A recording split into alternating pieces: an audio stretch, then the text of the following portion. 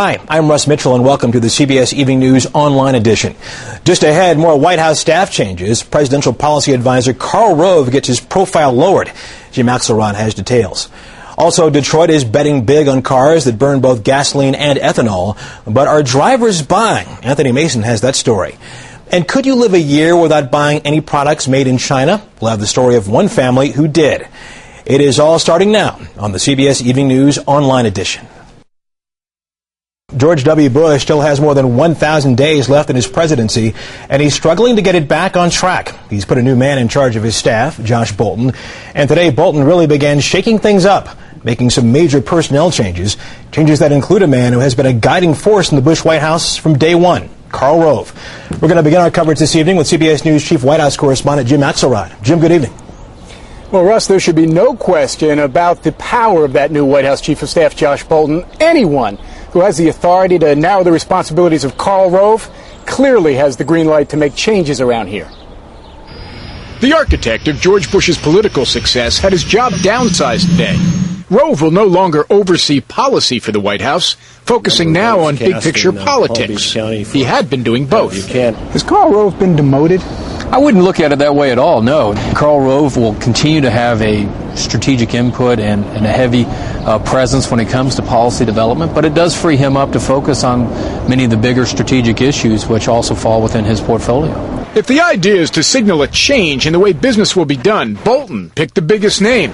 Then the White House's most visible face, Press Secretary Scott McClellan, announced he was leaving. The White House is going through a period of transition.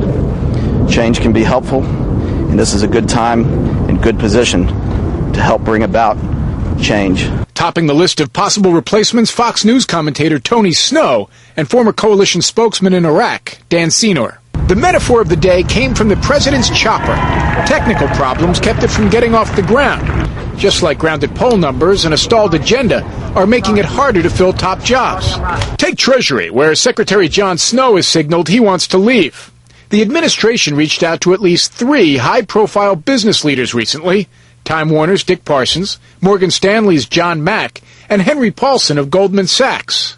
None were interested. I don't agree with your premise that there's trouble attracting people to work here. In fact, we have resumes stacked to the along walls in the old EOB here, where people who want to come in and serve this administration and serve the American people. We're at a consequential time in our nation's history. The question isn't whether they have the resumes, it's whose names are on them. And in the case of Treasury, they want someone who can better sell what they consider to be a strong economic picture, as well as keep Wall Street happy and believing. And so far, they just can't find that person. Well, find a person who will take the job. Russ? I was going to ask you, let's talk about that Treasury Department position. Obviously a very prestigious job here. Why are they having such a tough time finding someone? Well, part of it is the job these people already have. I mean, all these people we're talking about are masters of the universe, and then consider the job they would be taking. If the Republicans lose either the House or the Senate in November, what kind of person of this caliber is going to want to come to a weakened White House? Russ? Jim Axelrod of the White House, thank you very much. Oil prices hit another record high today, closing above $72 a barrel. And the president of Iran said, in effect, you ain't seen nothing yet. The price of gasoline is rising about a penny a day of late, and the pennies are adding up. 2 months ago, you could fill a 15-gallon tank for less than $34. Today, it's going to cost you $42. Fill up once a week, and that's an increase of nearly $437 a year. In some places, like this station in New York City, regular is already well over $3 a gallon. High fuel prices have a lot of drivers thinking about trading in those gas guzzlers. If that is you, Detroit would like you to consider a flex fuel vehicle.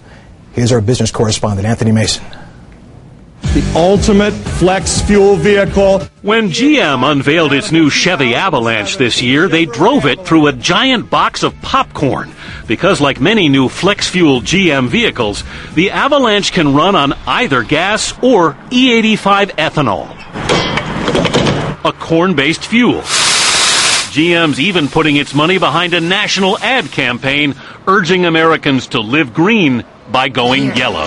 Yellow is the color of corn, refined into E85 ethanol. We really think it's the answer to a national need. Bob Lutz is GM's vice chairman. Is this part of the overall business plan now? Or is this window dressing? No, we're very serious about this. And we've made the investment for the vehicles. we are prepared to convert more and more of our fleet. Together, GM and Ford plan to make nearly 700,000 flex fuel vehicles this year. Add that to at least 5 million already on the road. The problem isn't production. It's where do you fill them up? The handy-dandy service station in Fort Wayne, Indiana began offering E85 this year, advertising it as American-made. But manager Jessica Angel admits, at this current time, E85 is not selling very much. Because E85 can be more expensive than gas and less fuel efficient. It ran out a lot faster than regular fuel. It seemed like you didn't get more miles to gallon than you do regular. And of the 165,000 gas stations in the country, only 650, mostly in the Midwest, now sell E85. That's expected to grow to 2,000 by the end of the year. But Lutz says they need more. You need help from the oil companies. We do, because the ethanol business doesn't own any pumps. But American automakers aren't waiting. That's a mistake they made with hybrids, and the Japanese left them in the dust. Everyone said hybrids were nothing but a marketing plan, and look at what Toyota has done. We made fun of them when they first came out. President Bush is getting ready to welcome China's president to the White House. President Hu Jintao was in the Seattle area today before flying to Washington, D.C. His talks with Mr. Bush will focus largely on trade. China enjoyed a more than $200 billion advantage over the U.S. last year. And Barry Peterson tells us a little experiment illustrates the problem. Here we go. For Sarah Bongiorni, it began with a simple question. Could she and her family live normal lives for 1 year if they decided not to buy anything made in China? It's nothing against China. It's more like an experiment to measure how far China's pushed into our lives. The simple answer, it was everywhere in their lives, from her kitchen. Our coffee maker broke late last year and we didn't replace it in time. All coffee makers come from China unless you're going to shell out for an expensive Italian espresso maker.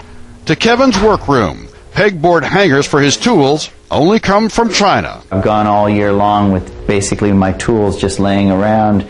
To shoes for fast-growing Wes, a non-China pair cost them $65.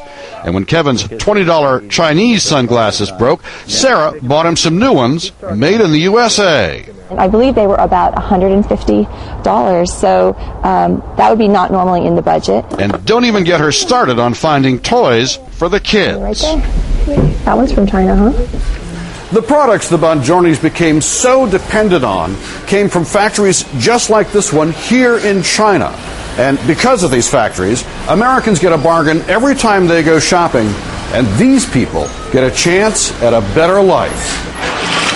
China's economy, at one time run by the state, is now all about private enterprise. 15 years ago, private industry contributed $5.3 billion to the economy. Now the number is more like $288 billion, an increase of more than 5,000% and still climbing because of factories like this one. These young women earn all of $100 a month. For Li Xiaoyu, that's 3 times what her parents make as peasant farmers. You forget sometimes, you just see these things on a store shelf, but individual people make these items that are all over your house. I would love to know what their lives are like. Because of your work here, are you going to have a better life? Will you be able to buy things that you want to have? Yes, she tells us. The family now has color TV and all new furniture. Low paying by our standards, these jobs change lives and fuel dreams. Jin Nanping is saving up so he can someday get married and have a house. For Sarah, the experiment is over. She's back to buying from China. The global economy seems like it's way out there on the horizon, but in fact, you're mixed up with it right in your living room. America, it seems, is addicted to cheap goods from China, but China is just as addicted to the profits that are reshaping a country. Barry Peterson, CBS News, Hebei Province, China. More stories are just a click away, but don't forget to join us on television for the on-air edition of the CBS Evening News. On Thursday's broadcast, the 911 problem. If you use a cell phone during an emergency, will help arrive in time. We'll show you what's wrong with the system and what needs to be done. For CBSNews.com, I'm Russ Mitchell.